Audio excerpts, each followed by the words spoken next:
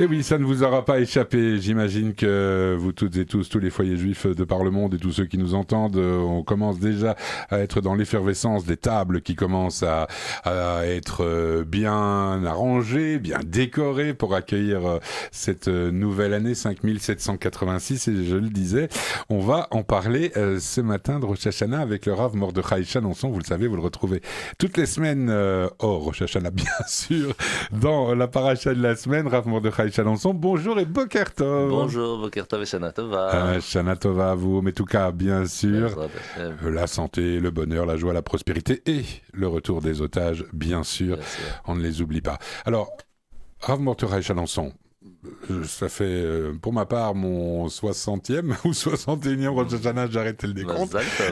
Voilà. Et donc, j'en sais toujours pas beaucoup plus. Alors, j'aimerais bien en apprendre davantage sur cette fête. Dites-nous tout. Alors, Rosh Hashanah, généralement, il est rappelé comme si c'était le premier jour de la création du monde. Sauf qu'en fait, c'est le 6e jour de la création du monde.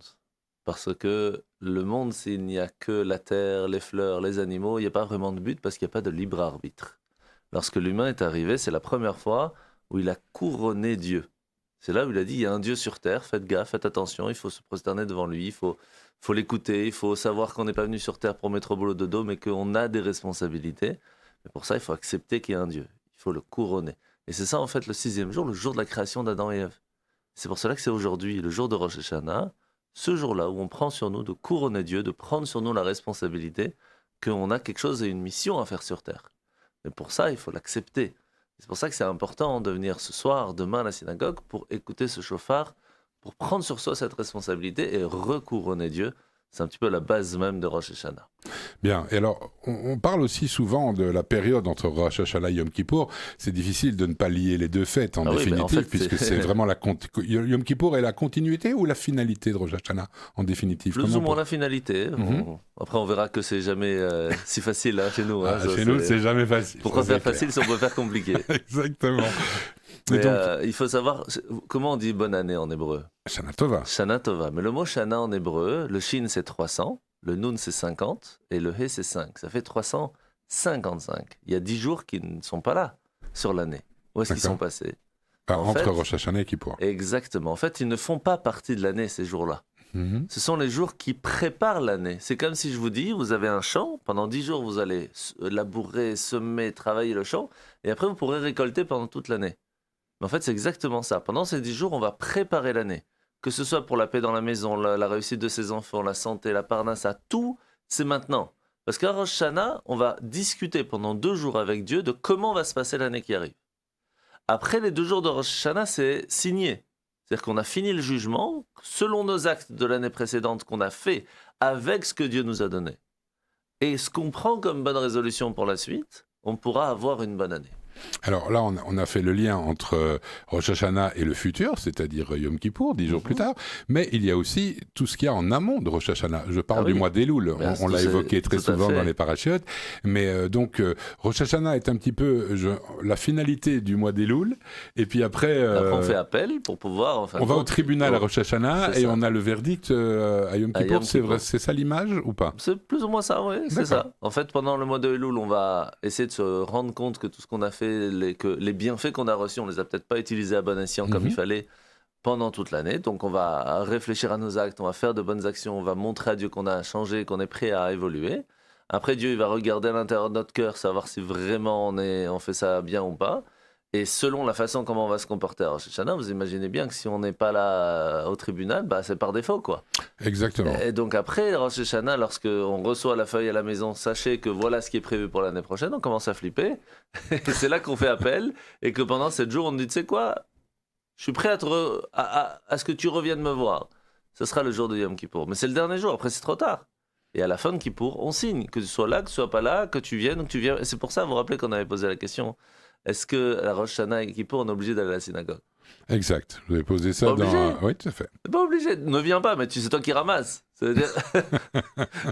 c'est le jour où tu peux venir demander à Dieu que ça se passe bien dans l'année. Tu viens pas, c'est ton problème. Lui, il va signer, quoi qu'il se passe. D'accord. Donc, c'est un conseil vraiment personnel de tout cœur on est votre... Voilà, faites ce qu'il faut pour venir, parce que c'est maintenant, quoi. Ça me fait penser à une histoire, voilà, un petit clin d'œil. C'est un juif qui demande à son rabbin, pourquoi faut-il prier tous les jours? Alors, le rabbin dit, mais il faut absolument pas prier tous les jours, tu dis n'importe quoi. Il y a un seul jour où il faut prier, c'est la veille du jour où tu meurs. Il dit, mais je sais pas quand je vais mourir. Ah ben voilà. Exactement. C'est toujours le même principe. Bien, comment ça se passe, par exemple, si quelqu'un n'a pas été à la synagogue pour des raisons X ou Y, hein, il n'a pas les mots du médecin, d'accord? Okay. Est-ce que ça veut dire que l'année suivante, je m'excuse, hein, la question est un peu naïve peut-être, mais est-ce que l'année suivante, il a une deuxième chance? Toujours, c'est ça Je parle des péchés de l'année d'avant, hein, je ne parle pas des péchés... Tout à fait. Il faut savoir qu'Hachem, il sait très bien, Dieu sait très bien qu'on reste un peu des enfants, en fin de compte, quelque part. Parce que... on est toujours ses enfants, quoi qu'il arrive. Ça, c'est certain, mais même en soi, on n'est pas... Personne n'est parfait, personne n'a la même éducation, personne n'a la même connaissance, ce qui fait qu'à partir du moment où on dit à Dieu, écoute, voilà, je ne connais pas tout, j'ai essayé, j'ai fait un effort, voilà. Et par rapport à notre effort, en fait, c'est ça qu'on va être jugé. Vous vous rendez bien compte qu'on ne va pas demander la même responsabilité à un enfant de 5 ans, la même chose à un enfant de 10 ans, à un 15 ans et à 20 ans. Donc, en fait, par rapport à notre niveau spirituel, c'est ça qui va nous demander combien d'efforts tu as fait. Est-ce que tu as essayé d'apprendre? Est-ce que tu as fait un effort? Est-ce que tu as fait quelque chose de mieux par rapport à l'année précédente? Et le souci, c'est que quand on fait des efforts, quand on essaye d'avancer, on ne peut pas après reculer. C'est difficile. Parce qu'il nous dit, mais tu vois... T'as réussi parce que tu t'es rendu compte des bienfaits que ça fait de se couper un petit peu de la semaine, venir à la synagogue le jour du Shabbat. Mais là, c'est maintenant qu'il ne faut pas rater, en fait. En fait, le moment du chauffard, par exemple, c'est le moment où on va, on va se reconnecter à la batterie qu'on a prévue pendant l'année. Je ne sais pas si vous vous rappelez, on avait parlé de ça pendant le mois de Elul. Toute l'année, on fait des bonnes actions. On envoie des petites énergies comme ça, on recharge une batterie externe. Cette batterie externe, c'est celle qu'on va utiliser pour toute l'année qui arrive. À quel moment on va se connecter avec cette batterie externe? Au moment du chauffard. D'accord. Ce qui fait que, imaginez, quelqu'un il est là, il dit « Ok, moi pendant toute l'année, j'ai fait vraiment plein de bonnes choses. Mais le jour où il faut connecter la batterie, il n'est pas là. » Ça fait mal. Et comment tu vas vivre dans l'année? Tu vas devoir aller de temps en temps aller te recharger vite fait et revenir. C'est dommage. Branche-toi déjà. Ça, c'est le moment du chauffard. Mais imaginez que vous arrivez qu'au moment du chauffard et qu'il n'y a pas d'énergie dans la batterie. Vous faites comment pendant l'année? On est mal. C'est aussi, voilà. Donc c'est pour ça que c'est pas juste un jour. C'est toute l'année, c'est tout le moment. Et c'est pour ça que si en fin de compte on est présent au moment du chauffard, Dieu nous donne déjà la moitié de la batterie qui se remplit tout de suite par elle-même. Et rien que ça, c'est déjà énorme. Mais on peut le faire par étapes. C'est pour ça qu'il y a plein de petites étapes. Par exemple, ce soir, on va s'asseoir en famille, on va manger la pomme dans le miel, qui nous rappelle la douceur que l'on veut pour l'année. On va manger la tête de poisson, se rappeler qu'on est à la tête, qu'on a des responsabilités, on doit montrer l'exemple. Se rappeler qu'on est aussi la grenade. C'est quoi la grenade? C'est qu'extérieurement, elle n'est peut-être pas super jolie, mais à l'intérieur, il y a plein de petits points. C'est nous rappeler qu'à l'intérieur de chacun de nous, on a plein de bonnes actions. On ne se rend même pas compte, mais le fait de dire bonjour à quelqu'un, le fait de faire un sourire à quelqu'un, d'aider quelqu'un, d'écouter ses parents, c'est plein de bonnes actions. Donc oui, on a rechargé notre batterie. C'est quasi impossible qu'une personne n'ait jamais fait de bonnes actions dans sa vie. Donc en fin de compte, dans l'année, on a fait des bonnes actions. Peut-être pas tous, ça c'est certain, parce qu'on est des humains. Mais autant en profiter de tout ce qu'on a fait. Mais il faut venir se connecter. On dit amen alors, dans ces cas-là. Ouais, j'espère bien. Pour conclure, parce que c'est vrai qu'on a moins de temps qu'avec la paracha de la semaine, Rav Mordechai Chalençon, on sait qu'on vit une période très très compliquée pour le moment en tant que communauté juive globalement et en Belgique en particulier. On y viendra d'ailleurs dans un instant avec le président du consistoire central israélite de Belgique qui est avec nous ce matin, Philippe Markiewicz. Je voudrais vous demander... que diriez-vous à nos corréligionnaires qui nous écoutent ce matin, je sais qu'ils sont très nombreux, pour les inciter à venir à la synagogue? Parce que j'en ai rencontré quelques-uns, et même pas mal, qui ont une appréhension, et peut-être pas, parfois même pas pour eux, mais pour leurs enfants, ou pour leurs femmes. Oui, par le fait de se dire, par les temps qui courent, c'est peut-être pas le bon endroit, et j'ai pas envie d'être au mauvais endroit, au mauvais moment. En fait, le meilleur endroit et le meilleur moment, c'est à la synagogue le jour de Rosh Hashanah. Voilà. Parce que c'est le moment où on va recharger les batteries, où on se dit on est unis et qu'il y a un Dieu sur terre. C'est qui gère le monde en fin de compte? Il y a Dieu.